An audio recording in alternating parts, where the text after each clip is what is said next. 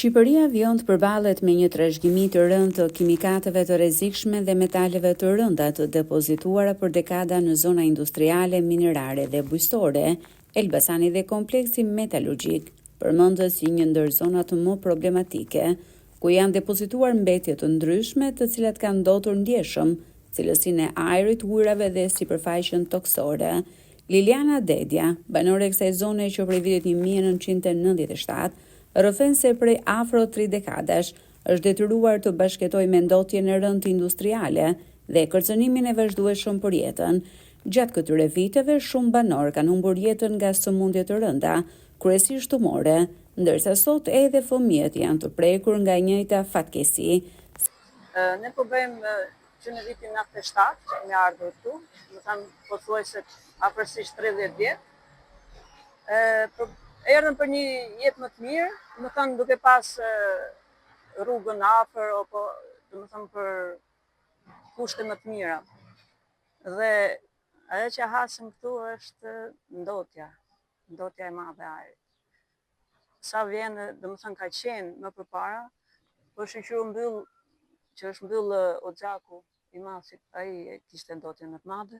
Tash janë shtuar edhe këto fabrikat që kanë ardhur të reja, sidomos fabrika e djegjes së gomave.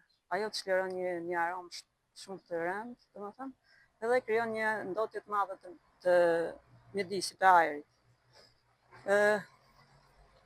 Ne duam të largohemi nga këtu për këtë shkak, domethënë, edhe fëmijët nuk duan të jetojnë këtu, janë larguar, domethënë djemt kanë ikur dhe s'kan ndërmend që të vinë, po dhe vajzën që kanë të voglën, thot çdo ditë që të largohemi të ikim nga këtu, sepse ndotja është. Ndërkohë 24 vjeçari Samuel Dedja jeton prej një dekade në Gjermani. Ai pohon se një ndër arsyet kryesore që e shtyu të emigronte ishte ndotja e rëndë mjedisore në zonën ku është rritur. I shqetësuar për pasojat afatgjata të saj, ai shpreh se dëshiron të tërheqë edhe familjen pranë tij.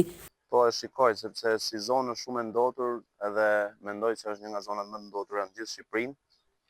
Edhe kemi fabrikën e gomave, tu që djegin gomat, thonë si thuhet, se unë kam 10 vite që jam largu, biles ishe largu dhe më para, po mendoj të marrë dhe familjen, se tani jam martu për bëj një bashkim familjar atje.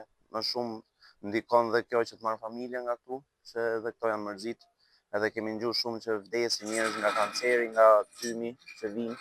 Ka shumë fabrika dhe nuk është përtjetuar më këtu.